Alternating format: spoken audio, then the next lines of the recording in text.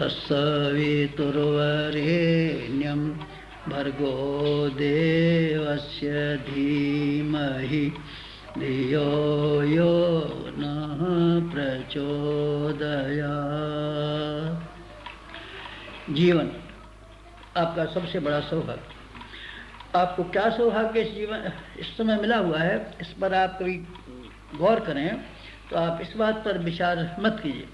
आप किस बिरादरी में पैदा हुए हैं, आपका घर का मकान है कि नहीं, आप कहाँ तक पढ़े हुए हैं, आपके पास कितना कुटुंबी हैं, आपको सफलता मिली कि नहीं मिली, आप कैसा डिवीज़न लाए, वगैरह वगैरह जो आपके पास सामान है, इस पर विचार मत कीजिए। क्या करें, एक ऐसी बड़ी चीज़ आपको मिली हुई है जिस नियामत के ऊपर आप बराबर गर्व अनुभव कर सकते हैं। तो क्या है, वो है इंसानी ज़िंदगी। आदमी का जन्म इतना बड़ा सौभाग्य है कि आप इसकी कल्पना नहीं कर सकते। क्योंकि आपको मिला हुआ है इसलिए आप उसकी वक़्त नहीं समझते। आँखें आपको मिली हुई हैं इसलिए आप वक़्त नहीं समझते। पर आँखें आपसे छिन जाए तब आपको ये अनुभव होगा कि आँखें कितनी ज़रूरी और कितनी अच्छी चीज़ें हैं। आदमी को जो मिला होता है उसको आमतौर से आदमी समझ नहीं पाता। जब हाथ से छिन जाता है अथवा जब नहीं मिला होता है तब उसके लिए तरसते रहते हैं। शादी आमतौर से भारी मालूम पड़ती है, ऐसा बीवी आ गई है, खतना खर्चा बढ़ गया, झगड़ालू स्वभाव की है, ये दिक्कत वो दिक्कत। लेकिन जब बीवी छिन जाती है और आप अकेले खाना पकाते हैं और बच्चों को पालन आपको अपने कंधे पे आता है, तब आप समझते हैं कि बीवी का कितना महत्व था। आपको ज़िंदगी छिन जाए उस समय आपको ये पता चले कि हमको कितनी बड़ी नियामत मिली हुई थी। इसकी अपेक्षा ये ज़्यादा अच्छा है कि आप समय रहते इस बात का अंदाज़ लगा लें कि हमको बहुमूल्य ऐसा उपहार मिला हुआ है जिसके लिए सारे संसार के प्रत्येक प्राणी को तरसना पड़ता है। आदमी को बोलने वाली ज़िंदगी, सोचने वाली ज़िंदगी, पढ़ने लिखने वाली ज़िंदगी, जीविका के लिए कोई एक निश्चित कोई सूत्र, खाने पीने का नियत समय, वस्तुओं के लिए सुव्यवस्था, सोने जाने का क्रम, पहनने के लिए वस्त्र, रहने के लिए मित्रमंडली, काम जीविका उपार्जन करने के लिए कोई नियत स्थान, वगैरह वगैरह के हिसाब से अगर आप देखें तो ये मालूम पड़ेगा कि आप दूसरे प्राणियों की तुलना में आपका और दूसरे प्राणियों के बीच में ज़मीन आसमान जैसा फ़र्क है। आपको जो सुविधा मिली है वो कहाँ मिली है? दूसरा प्राणी बताइए ना, मनुष्य के अलावा कौन सा मिला हुआ है? कपड़े कौन पहनता है? शादी विवाह किसके होते हैं? कुटुंब बना करके कौन रहता है? दवा दारू का इंतजाम किसके लिए? बोलना किसको आता है? किताब में कौन पढ़ सकता है? वगैरह आपको इतनी सुविधा मिली हुई हैं। आप कभी एकांत में बैठ कर के विचार करें तो मालूम पड़ेगा कि भगवान के पास जो कुछ भी सबसे कीमती चीज़ थी आपके सुपुर्द कर दिया। भगवान के खजाने को आप जाकर के कभी देखें और ये तलाश लें कि सबसे बेहतरीन चीज़ प्राणियों को देने के लिए उसके पास क्या हो सकती थी, तो आपको एक ही बात का पता चलेगा कि भगवान के पास सबसे कीमती दौलत, सबसे कीमती नियामत, सबसे कीमती संपदा अगर कोई है तो मनुष्य की ज़िंदगी। मनुष्य की ज़िंदगी अगर जिसको आदमी को मिल गई, समझना चाहिए भगवान का अनुग्रह पूर्ण हो गया। इससे ज़्यादा भगवान के पास देने के लिए कोई ऐसी चीज़ नहीं है जो किसी प्राणी को दे और उसको निहाल कर। आप निहाल हो गए। इस ज़िंदगी को आप समझिए, फिर एक बार समझिए, कल्पना कीजिए मौत आई और आपके हाथ से ज़िंदगी छीन ली गई। जी, ज़िंदगी छीन ली गई। छीनी हुई ज़िंदगी को आप पीछे तो कीजिए गौर, कितनी कीमती थी और जब कि आपको अब नहीं मिलने वाली है। दूसरी योनियों में जाना है, गधे में जाना है, घोड़े में जाना है, बंदर में जाना है, कबूतर में जाना है, चिड़िया मेढक में जाना है। तब आप ज़रा अंदाज़ लगाइए आपके हाथ में कितना मौका मिला हुआ था और आपने कभी ये कोशिश नहीं की कि इसका महत्व समझें। और महत्व समझने के साथ साथ में आप इसको ठीक तरीके से इस्तेमाल करने के लिए तैयारियां करें। आप इसकी तैयारी कीजिए, महत्व समझिए, इसके ठीक तरीके से उपयोग करने का तैयारी कीजिए। इसके लिए क्या तैयारी करनी होगी? एक तैयारी ये करनी पड़ेगी कि आपको अपने नए ढंग से ज़िंदगी के ऊपर विचार करना शुरू करना होगा। क्या शुरू करें? आप ये मान के चलिए ज़िंदगी एक बहुत लंबी कड़ी है, एक लंबी वाली श्रृंखला है, बहुत लंबी श्रृंखला जिसमें कि आपको लाखों जन्मों तक जिंदा रहना था। एक ही मौका आपका ऐसा है जो मनुष्य के जीवन में मिला हुआ है आप जिस मनुष्य की ज़िंदगी में मिले हुए हैं, आप उसके साथ में अपने भावी जीवन की संभावनाओं का विचार कीजिए। आज हर आदमी जो काम करता है, कल का विचार करके ही तो करता है। आज जो आप काम कर रहे हैं, कल के ख्याल से कर रहे हैं, कल क्या करना पड़ेगा।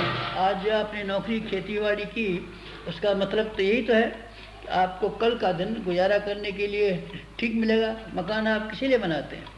आज तो आप धर्मशाला में भी रह सकते थे, होटल में भी रह सकते थे, पर यही तो विचार करते हैं, कल हम रहेंगे तो कहाँ रहेंगे, बुढ़ापे में जाएंगे तो कहाँ रहेंगे, हमारा कुटुंब कहाँ रहेगा। इसीलिए विचार करते हैं।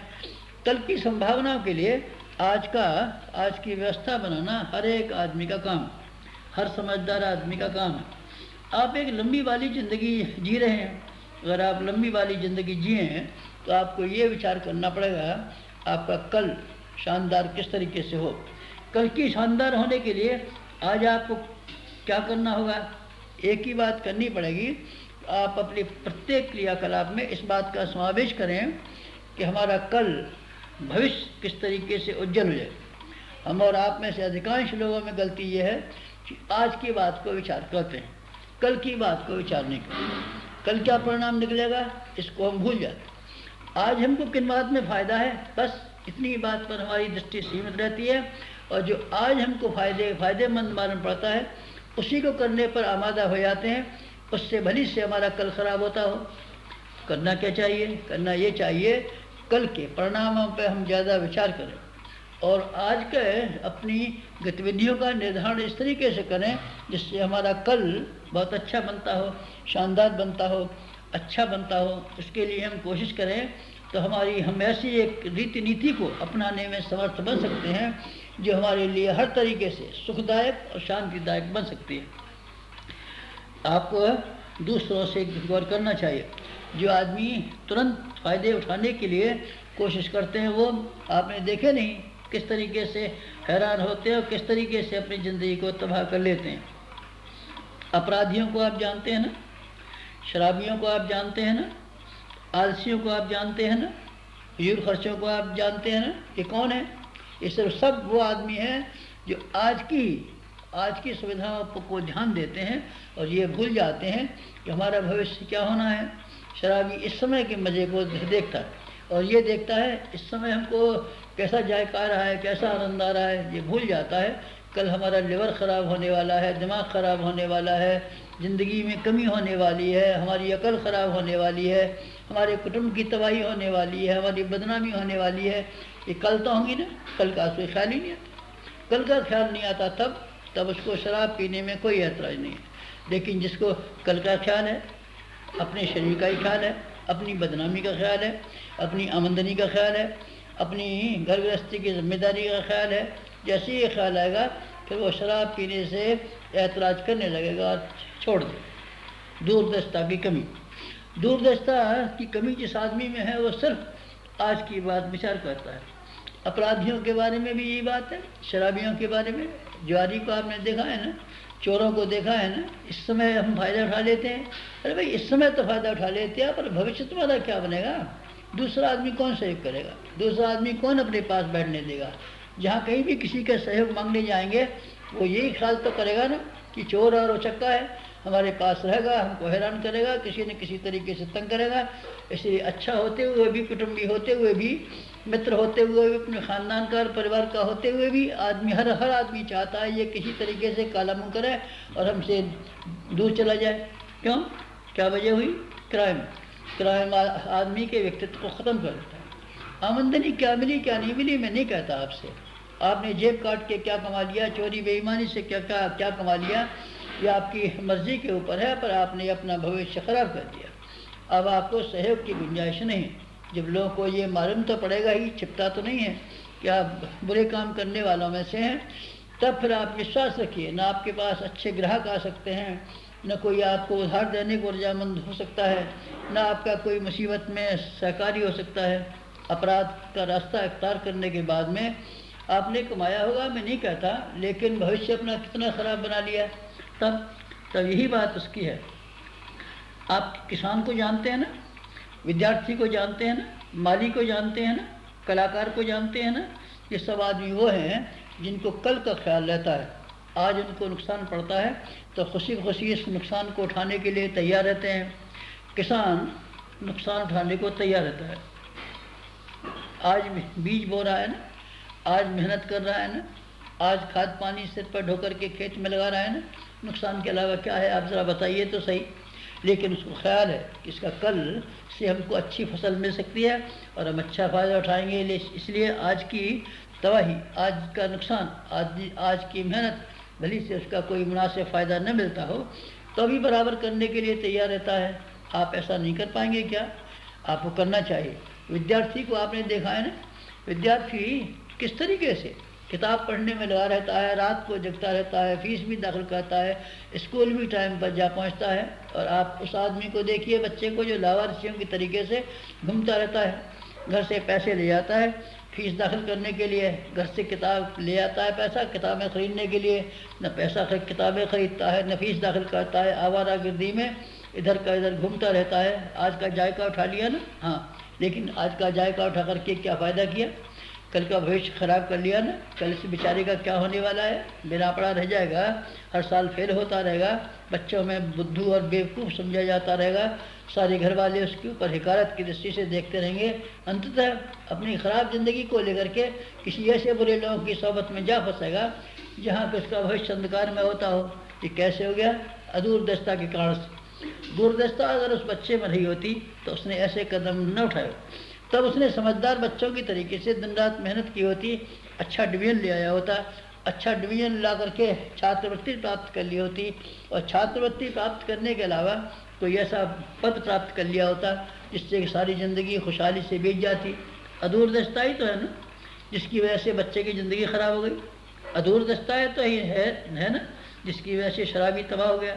अदूरदस्ता ही है ना जिसकी वजह से अपराधी ऐसा हो गया। और वो दूरदस्ता ही है जिसकी वजह से पहलवान बन गया, जिसकी वजह से विद्वान बन गया, जिसकी वजह से धनवान बन गया। उन लोगों ने आज अपने आप को, मन को मारा, अपने आप को रोका, अपने आप को एक ख़ास मकसद में लगाए रखा और पूरी तरीके से जिम्मेदारी के साथ में अपने आप को किसी ख़ास काम में भुला दिया। भुला देने वाले वो आदमी जो भविष्य के बारे में विचार करते हैं बहुत समझदार मालूम पड़ते हैं। आपको भविष्य के बारे में विचार करना चाहिए। आपको इस ज़िंदगी का आपका बुढ़ापा किस तरीके से शानदार बीते, इसके लिए आपको जवानी की हिफाजत करनी चाहिए। आपके घर की आर्थिक स्थिति भविष्य में डगमगानी न पाए, इसलिए आज से आपको अपनी किफ़ायतशाली पर गौर करना चाहिए और अपने घर के रहन सहन के बारे में, घर की व्यवस्था के बारे में ठीक रखना चाहिए। बच्चे आपके भविष्य में इज्जत करें, इसलिए आज आपको अपना तौर तरीके ऐसे बना के रखने चाहिए जिससे कि बड़े होने पर जब आप कमज़ोर असमर्थ हो जाएंगे, बुढ़े हो जाएंगे, तब आपके जो बच्चे जो आज आपको बुरी काम करते हुए देखते हैं तब आपके ऊपर धिक्कारने न पाए, लानत पटकने न पाए। इसलिए आप अपने ढांचे को अभी से क्यों न बदल लें। सबसे बड़ी बात यह है कि आपको भगवान के दरबार में पेश होना पड़ेगा। ये इस काम से आपका बचाव नहीं हो सकता। भगवान ने आप जिस दिन जन्मे थे बहुत कीमती शरीर दिया था और इस उम्मीद से दिया था कि आप इसका ठीक इस्तेमाल करेंगे और अपने आप का भविष्य उज्जवल बना लेंगे और उसकी शानदार दुनिया के लिए कोई सेवा करने में समर्थ हो सकेंगे। आप उसके इस विश्व उद्यान को सुरम्य और सुसंस्कृत बनाने में हिस्सा बटाएंगे। भगवान ने आपको दिया है, आप भगवान की दुनिया को देंगे। इस ख्याल से आपको जन्म दिया था, लेकिन जब आप धीरे धीरे मौत के नज़दीक जा रहे हैं और भगवान के दरबार में आपको पेश होने का मौका मिलने वाला है, तब आप ज़रा विचार तो कीजिए आप क्या जवाब देंगे।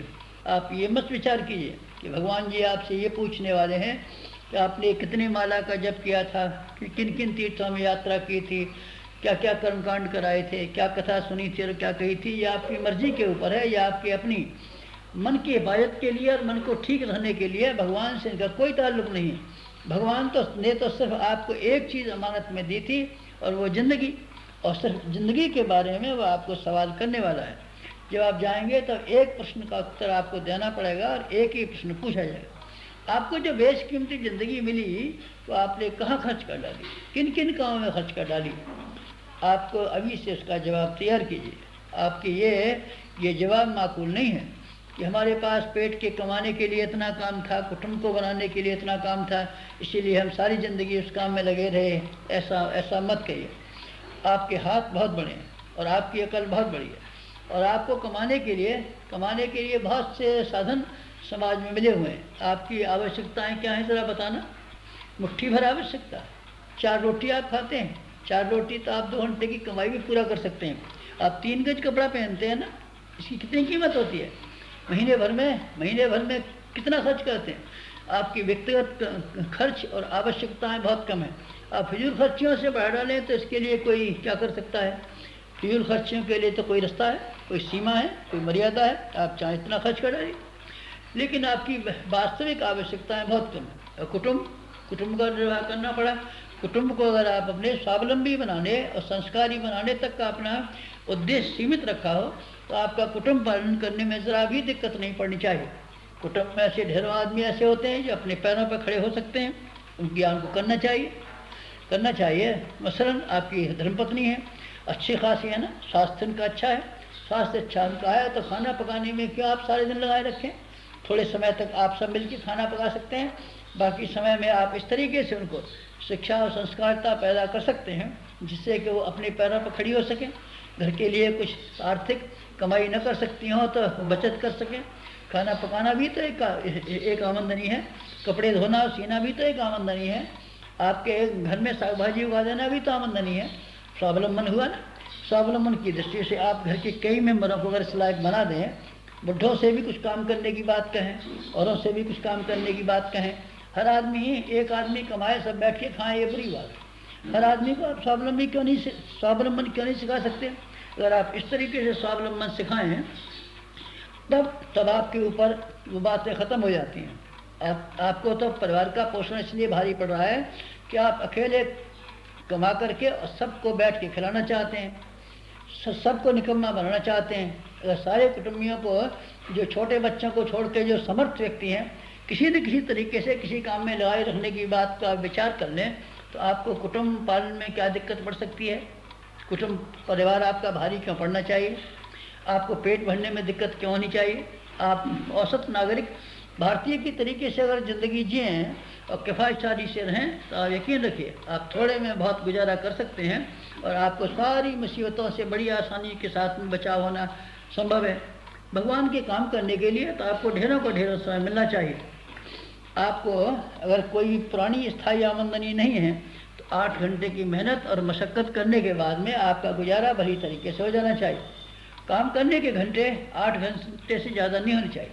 8 घंटा अंतर्राष्ट्रीय शारीरिक श्रम आजीविका के लिए निर्धारण। अगर आदमी मेहनत और ईमानदारी के साथ काम करे तो 8 घंटे में गुजारा कर सकता है। फिर इसके बाद में 7 घंटे सोने को मान लीजिए। 7 घंटे से ज़्यादा सोने को बच्चों को भी ज़रूरत नहीं पड़ती। 7 घंटे फिर आपके लिए तो काफ़ी होने चाहिए। अगर समय ख़राब न करें तब 60 घंटा सोने के लिए और 7 घंटा सोने के लिए और 8 घंटा काम करने के लिए 15 घंटे हुए। 5 घंटे आप फालतू कामों के लिए रखिए।